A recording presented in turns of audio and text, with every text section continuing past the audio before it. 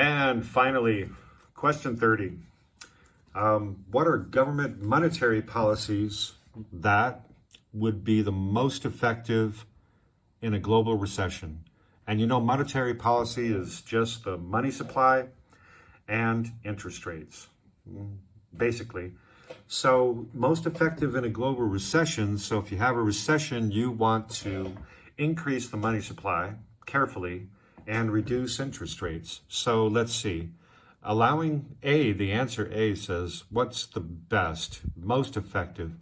Allow the rate of interest to fluctuate or change, right? Fluctuate is change, up and down. And increasing business taxation. Well, business taxation is supply side or fiscal, but it's not monetary policy. So the answer cannot be A. B says increasing the budget surplus, and raising tariffs on imports. No, that's not monetary policy. That's not about money.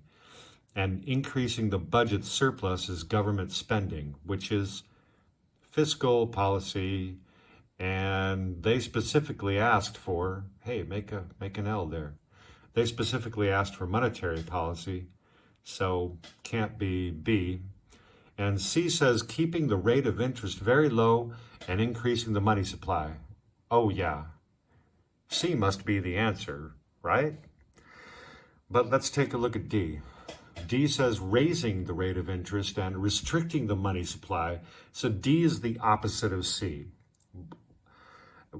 And you know, when you have opposite answers that are completely the opposite of the other, usually one of them is true. But we know that when you have a global recession or any recession, monetary policy to reduce the recession or help increase aggregate demand would be to keep the rate of interest low and increase the money supply.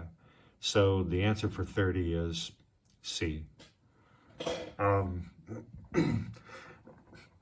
And you know, the central banks can increase the money supply. They can use different tools. They can buy investments from banks and increase the bank's reserves so they can lend more money. And then later, when they want to reduce the money supply, hopefully they'll have too much inflation, right? Their policies will be effective, so they'll have too much aggregate demand. Then they can simply sell the investments back to the banks and reduce the money supply. So that's the February-March paper. That's paper 12, paper 1, number 1, 2, for March of 2022. Any questions, let me know. And what was I going to say? I'm not sure. I think I write better with just markers on my screen, but we'll see. I hope this helps you. And my next video will be just some of my strategies for sitting these multiple choice questions. And good luck on your exams. I know it's tough.